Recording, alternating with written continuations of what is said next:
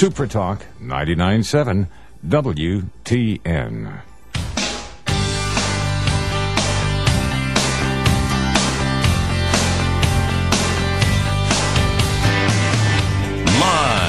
From Nashville, Tennessee, USA, it's the Phil Valentine Show on Super Talk 99.7 WTN. Now, here's Phil Valentine.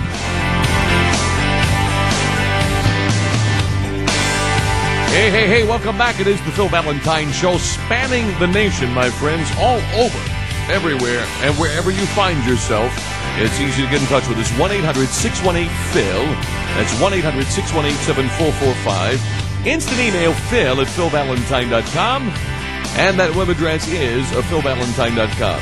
Got to tell you that our next guest is the butt of a lot of jokes with radio talk show hosts, which I think is unfair. Anybody who sticks his neck out there or her neck and wants to run for president and has the interests of the country at heart, which I think he does, should be applauded and not ridiculed. But Congressman Ron Paul, presidential candidate, is also a doctor, and he's in Congress right now, and I think in the middle of voting on something. And Congressman Paul, how are you? Doing fine, thank you. Glad to have you along. What are you guys voting on today? What do they call you in for?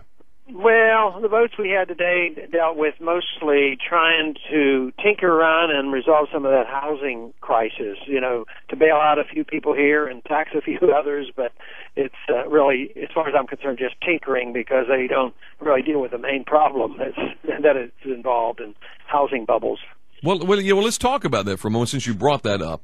Are you of a mind that we should be bailing out people who made bad decisions as far as housing is concerned? No, I don't, even though I have some sympathies because I think government policy misleads so many people, but it's related to the monetary system. When central banks lower interest rates way below normal, people do things that are unwise, and that sort of is a tempting thing to take these low-interest loans, even if it's just for a year or two. Then all of a sudden there's a correction, the interest rates go up. But it's government policies that promote it and encourage people to do dumb things, and then all of a sudden there's a collapse and everybody seems to be surprised. But the basic flaw in any kind of financial bubble is the excessive credit created by a central bank, whether it was the NASDAQ bubble or the housing bubble. All of these things are created by excessive credit. Well, why is it that we give the Federal Reserve so much power to be able to control the interest rates? I mean, it's like the Great Oz, when Bernanke and these folks speak and then people start to shudder no matter what it is they say. Is that a good idea to have one guy with that much power? Absolutely not, and I fight it all the time, and I think we should obey the Constitution. It does not give authority for a central bank, and only gold and silver is supposed to be legal tender.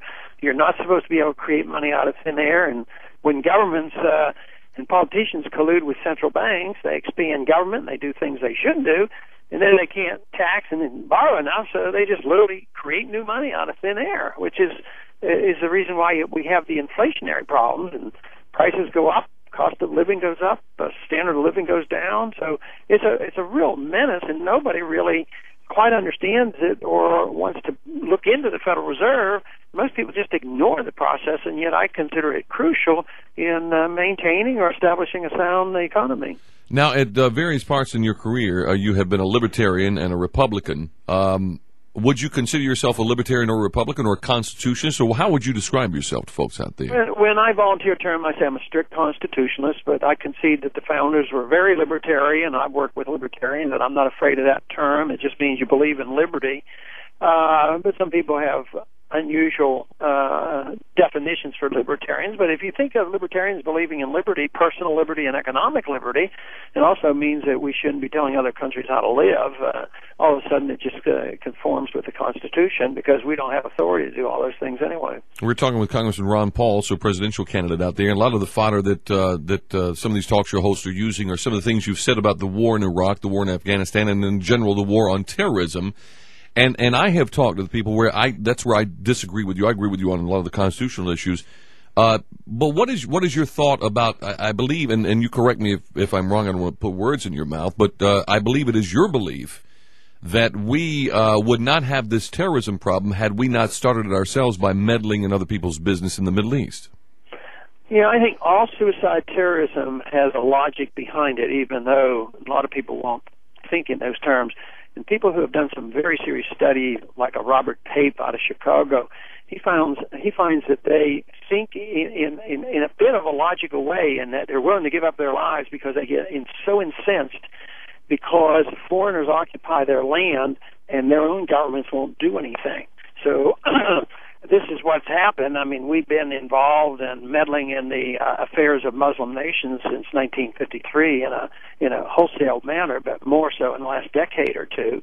And it'd be the same way as if somebody was doing that to us. I think we would be incensed as well, and we'd want to shoot and kill people who occupied our territory. But there's something basic, though, with some of these Muslim fundamentalists in that if they get a little power, they get a little know-how, they can do it, they will go out and kill infidels, whether we come after them or not, won't they?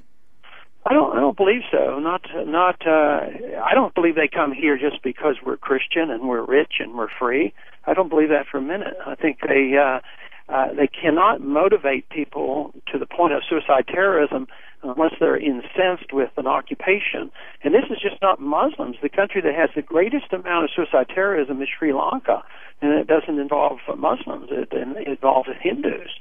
So it is the occupation that finally drives people over the edge to commit this. This doesn't mean I don't believe there's a lot of violent Muslims who would like to do us harm, but there's a lot of people over here that use religious values to impose our will on other people too. And when they look at that, sometimes they interpret what we do the same way. When we say we want to go over there and spread democracy and our values, they see that in religious terms. Even though we may be well motivated, from their viewpoint, their interpretation is actually how we interpret some of the things that they do. We're talking with Congressman Ron Paul, who's also running for president this year. You mentioned that you didn't think they came over here to kill us just because we're Christians. Do you believe that the United States was formed as a Christian nation? And I guess a follow-up to that is I've gotten several emails who said, well, Ron Paul's an atheist. How do you respond to all that? I'm not an atheist. I'm a Christian, and I think Christian values had a lot to do with forming our country. But the literal term Christian nation would mean it's a theocracy, and it's not a theocracy. But it was primarily formed by Christians, though, right? Yeah, Christian values, and they understood the Old Testament as well as the New Testament, and they were very much influenced by it. But they didn't. Matter of fact, they made it deliberate that there wouldn't be a theocracy here, and I agree with that. But I am not an atheist for sure.